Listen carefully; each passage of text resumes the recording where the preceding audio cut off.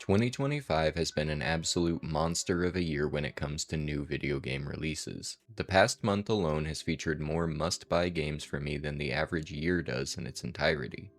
And while things are slowing down a bit in quarter 4, there's still plenty of games on the horizon I think you should keep an eye on. Here are my most anticipated games of the year in order of how excited I am for them.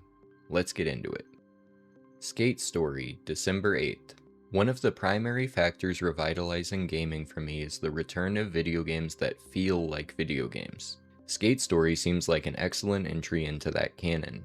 You play as a demon made of glass and pain trying to escape hell by skateboarding to the moon. There's an unseriousness to the premise that meshes so incredibly well with the vibe out and skate gameplay. It combines into something simultaneously classic but current, timeless even, fitting for a game that's been in the works as long as this one. I'm a pretty casual fan of skating games like Tony Hawk's Pro Skater or the Skate series, but while the mechanics of skating look more detailed and complex in this one, the game also feels less about skating. The skateboard is the ends to the means, the vehicle for the vibes to meet the player. I think this one will be a lot of fun. Power Wash Simulator 2, October 23rd. Another venture outside of my usual bag, Power Wash Simulator really impressed me. I tend to avoid simulator games, finding myself having a good time with them for exactly one session and then never playing them again. Power Wash Simulator bucks that trend by having more discrete goals and a constant, satisfying stream of rewarding visuals as you see the grime wash off your project. I generally think that simulator games fail for me because the entire premise is built upon avoiding feeling like a video game. Power Wash Simulator does feel like a video game though, and Power Wash Simulator 2 looks like it feels the same but more. This is the kind of game you boot up with a playlist on in the background, and suddenly your evening has been washed away. Demon School, November 19th. Demon School is an upcoming tactical RPG with a moody, vibrant art style that reminds me of early Persona mixed with a Western comic book art style.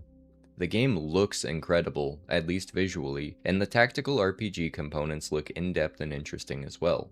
Speaking of Persona, the game seems to have a social sim component that involves managing a school and forming bonds with your friends during the day in order to receive bonuses in a separate combat-oriented section later on.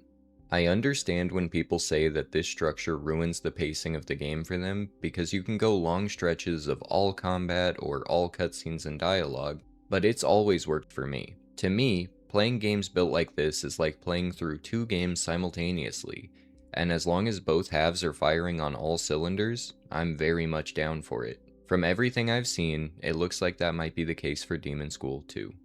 Octopath Traveler 0, December 4th. While I'm optimistic for Demon School, I'm downright excited for Octopath Traveler 0. There's been some skepticism about Zero from fans of the series that it's some sort of cash grab soulless port of the mobile title Champions of the Continent.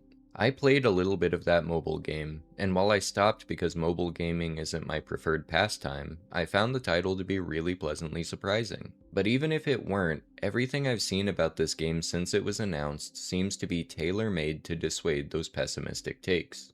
Calling this title and the mobile game the same is like calling a vase and a block of clay the same thing. It features a reworked main story, including rewritten dialogue and story beats, new voice acting, plenty of new enemies, dungeons, side quests, and more.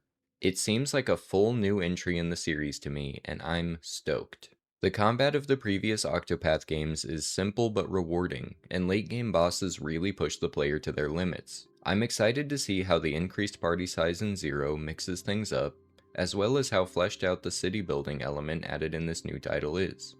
Once Upon a Katamari, October 24th.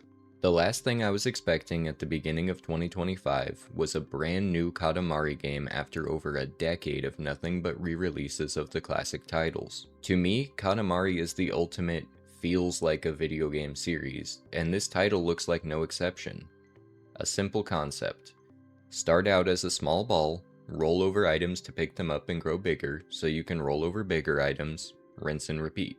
It's a simple but satisfying gameplay loop, but the real magic is in the presentation. Bright colors and characters that look like they've stumbled out of a Murakami exhibit, some of the best music in video games, and an unabashed wackiness that can be mimicked but never replicated. Once Upon a Katamari doesn't look like it plans to reinvent the wheel. It gives you the same core mechanics, just new levels and music to do it in. The biggest addition seems to be power-up items that you can roll over to briefly stop time, get a burst of speed, or other effects like that.